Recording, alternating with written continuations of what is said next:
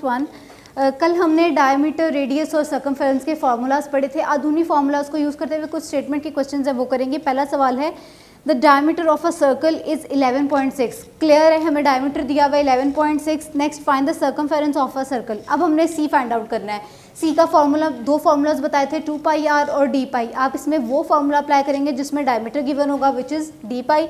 D की value put करेंगे, पाई की वैल्यू 22/7 होती है। अगर वो आपको पाई की वैल्यू 22/7 दे तो आप 22/7 के थ्रू करेंगे। अगर वो आपको पाई की वैल्यू 3.14 दे यानी डेसिमल्स में दे तो आपको डेसिमल्स में करनी पड़ेगी। अगर वो आपको बाउंड नहीं करता तो आप अब दोनों में से कोई भी अप्लाई कर सकते हैं। यहाँ उसने हमें बाउंड नहीं किया हुआ। नेक्स्ट देखें 22/7, 11.6 को 22 से मल्टीप्लाई करेंगे, सिंपल 7 से डिवाइड करेंगे, आपके पास आंसर आ जाएगा। ये सारी आपकी प्रैक्टिस है, जितनी ज़्यादा प्रैक्टिस करेंगे उतना आपके जो है वो क्वेश्चन पे ग्रिप बनती जाएगी। नेक्स्ट देखें the radius of a circle is 9.8। यहाँ आपको रेडियस दिया हुआ है, अगेन आपने सर्कमफेरेंस फाइंड करना है। फॉर्मूला क्या है 2 पाई आर, क्योंकि अब यहाँ पे आर गिवन है, वहाँ डायमीटर गिवन था तो डी पाई वाला फॉर्मूला अप्लाई किया, यहाँ आर गिवन है तो 2 पाई आर वाला फॉर्मूला अप्लाई करेंगे। 2 पाई की वैल्यू 22/7, आर की वैल्यू 9.8 सेंटीमीटर। 2 को 22 से मल्टीप्लाई किया, 44/7, 9.8 एज इट इज़। 9.8 को 44 से मल्टीप्लाई करेंगे, जो आंसर आएगा उसे 7 से डिवाइड करेंगे, हमारे पास आंसर आ जाएगा 61.6 सेंटीमीटर। नेक्स्ट देखिए question number 4, the circumference of a circle is 1.54। Again उसने हमें सर्कमफेरेंस दिया हुआ है, find the diameter and radius of the circle. अब आपने डायमीटर भी फाइंड करना है और रेडियस भी फाइंड करना है। हमें पता है कि डायमीटर का फार्मूला जो है वो अगर हम सर्कमफेरेंस देखें और फार्मूला अप्लाई करें तो डी पाई होता है या 2 पाई आर होता है। मैं डी पाई वाला अप्लाई करने लगी हूँ क्योंकि वो एज बाकी टर्म्स की निस्बत वो थोड़ा छोटा है।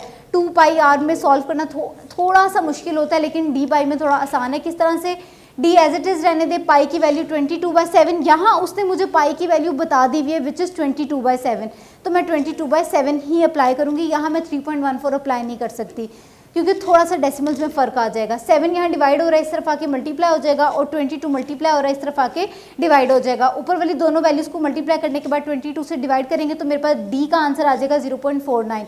डायमीटर क्योंकि फुल लेंथ होती है, हमने रेडियस भी फाइंड करना है। रेडियस हाफ लेंथ को बोलते हैं, यानी डायमीटर को हाफ कर दें तो रेडियस आ जाता है। मैंने फॉर्मूला अप्लाई किया, radius is equal to diameter divided by 2। Diameter की वैल्यू अभी फाइंड आउट की थी which is 0.49। 0.49 divided by 2, answer आ जाएगा 0.245 सेंटीमीटर्स। लास्ट है question number 5, the circumference of a circular region is 19.5 centimetre. यहाँ पे सर्कमफेरेंस दिया हुआ है, अगेन डायमीटर और रेडियस फाइंड करना है। फ़र्क कहाँ आ रहा है, यहाँ पे पाई की वैल्यू 22/7 थी, यहाँ पाई की वैल्यू उसने मुझे 3.14 खुद बता दी हुई है। अगर पेपर में भी आपको बताई हुई मिलेगी तो जो वैल्यू उसने बताई होगी उसी के मुताबिक आप सॉल्व करेंगे। अगर वो कहीं पे हमें वैल्यू नहीं देता पाई की तो फिर हमें ज़रूरत नहीं है, फिर हम जिस मर्जी वैल्यू से उसे सॉल्व कर सकते हैं। अगेन मैंने वही फॉर्मूला लगाया जो मैंने यहाँ पर लगाया था, डी पाई। डी की value D as it is, pi की वैल्यू पुट की, ये सिर्फ मल्टीप्लाई हो रहा है, इस तरफ आके डिवाइड हो जाएगा। जैसे मैंने आपको डिवीजन के साथ पॉइंट के साथ सिखाया था डिवाइड करना, पहले पॉइंट खत्म करेंगे फिर डिवाइड करेंगे और हमारे पास आंसर आ जाएगा 6.21। अगेन डायमीटर है, रेडियस फाइंड करने के लिए इसे 2 से डिवाइड करेंगे, मैंने यहाँ 2 से डिवाइड किया, मेरे पास आंसर आ गया 3.1 सेंटीमीटर।